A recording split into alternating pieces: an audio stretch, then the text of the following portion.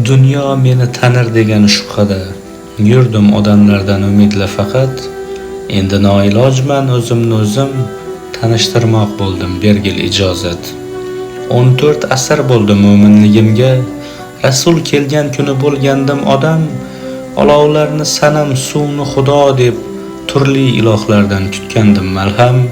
Tilovat neligini bilmagan qalbim yovvoyi adirda usiz yig'lagan. Allohning nomisiz o'rnidan turib, Allohning nomisiz tunda uxlagan. Bugun tariximni sinchiklab o'qib, Tomaris nomiga to'xtalsang agar, daftarchangga yozib qo'y quyidagini: bu bir men tug'ilmasdan oldingi xabar. Chunki men tug'ilgan onim dod solib, dunyoga teran bir nigohla boqdim.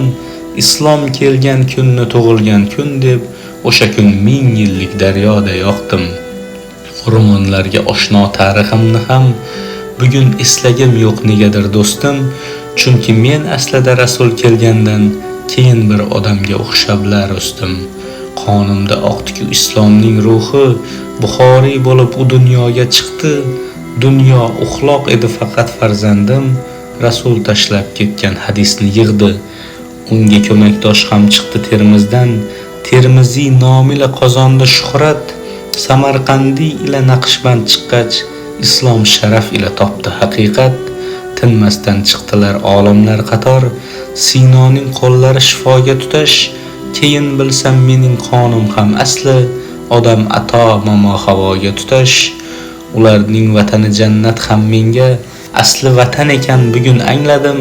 Rasul kelgan kunga qadar kunimni tarix xatlaridan olib tashladim. Bugun Samarqandim, Buxoroyimni 2000 yilga ham qilarlar qiyos. Shunda ko'r dunyoga baqirgim kelar, bu yillar aslida menga emas mos. Dunyo belanchagi atama meni, qora o'tmishlarga tutmagin yaqin. Agar bilmoq bo'lsang mening yoshimni, Rasul kelgan kundan boshlab sanagin. O'sha kun men asli odam bo'lganman.